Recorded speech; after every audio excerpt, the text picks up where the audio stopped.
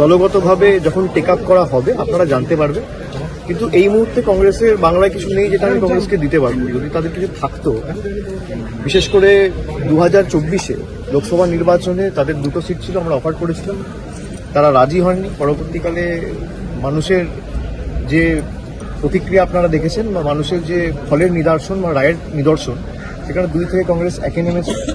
পরবর্তীকালে কি হবে কি না হবে সেটা দলনেত্রী মমতা বন্দ্যোপাধ্যায় ঠিক করবে, কিন্তু কংগ্রেসের সাথে জোট করে তৃণমূলকে জিততে হবে। তৃণমূল 2016-তে একা লড়াই করেছে, 2014-তে একা লড়াই করেছে, 2019-এ একা লড়াই করেছে, 2021-এ একা লড়াই করেছে, 2024-এ একা লড়াই করেছে, এবং যত দিন গেছে তৃণমূলের সাংগঠনিক শক্তি আরও বেড়েছে একা লড়াই করে।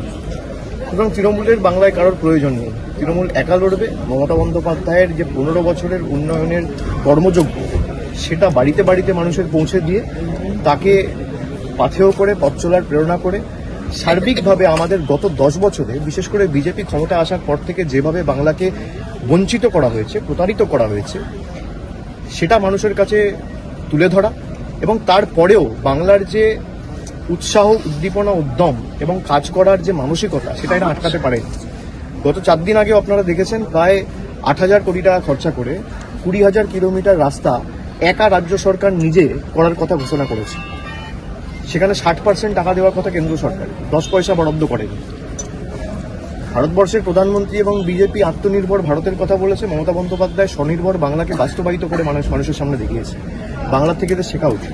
এখনো প্রায় 45-50 দিন পেমেন্ট অবজেকশনের কাজ চলবে। ফাইনাল লিস্ট বেরোবে খুব সম্ভবত 14ই ফেব্রুয়ারি। এটাকেই ফাইনাল ধরে নেওয়ার কোনো কারণ নেই, কিন্তু যারা বাংলাকে খাটো করে, ছোট করে, অনুপ্রবেশকারীদের আতুরঘর বলে বাংলাকে আখ্যায়িত করেছিল বা বাংলাকে কালিমালিপ্ত করেছিল, 1 কোটি রোহিঙ্গা, 1.5 কোটি রোহিঙ্গা বাদ যাবে, 1.5 কোটি বাংলাদেশি থাকে, তাদের তথ্য কার্যত ইলেকশন কমিশনারই এসআইআরই খারিজ করে দিয়েছে। এবং প্রত্যেকটা সামারি ডিভিশনে, স্পেশাল সামারি ডিভিশন যখন হয়, 1.5-2% এমনিই বাদ যায়। তো এবারেও যে 24 লক্ষ ডেথ বেরিয়েছে, সেটা দেখা গেল 2%, সেটা অ্যাভারেজে প্রত্যেকটা সামারি ডিভিশনেই বাদ যায়।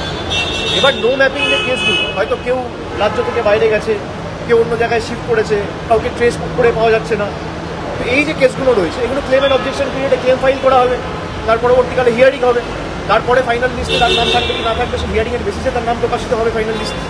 এটাকেই ফাইনাল লিস্ট ধরে নেওয়ার কোনো কারণ নেই। তবে যে উদ্দেশ্য নিয়ে বিজেপি তাদের সহকারী সংস্থা নির্বাচন কমিশনকে কাজে লাগিয়ে বাংলা এসআইআর করতে চেয়েছিল, তারা মুখ টুকরে পড়েছে এবং তাদের ষড়যন্ত্র সর্বতভাবে ব্যর্থ। এবং বাংলাকে যারা অপমানিত করেছিল, বাংলাদেশিদের আতুরঘর বলে, তাদের উচিত জনসমক্ষে এসে কান ধরে বাংলার 10 কোটি মানুষের কাছে ক্ষমা চেয়ে, ভারতবর্ষের কাছে অন্ততপক্ষে বাংলাকে বদনাম করার জন্য কান ধরে উদ্বোস করে ক্ষমা চায়।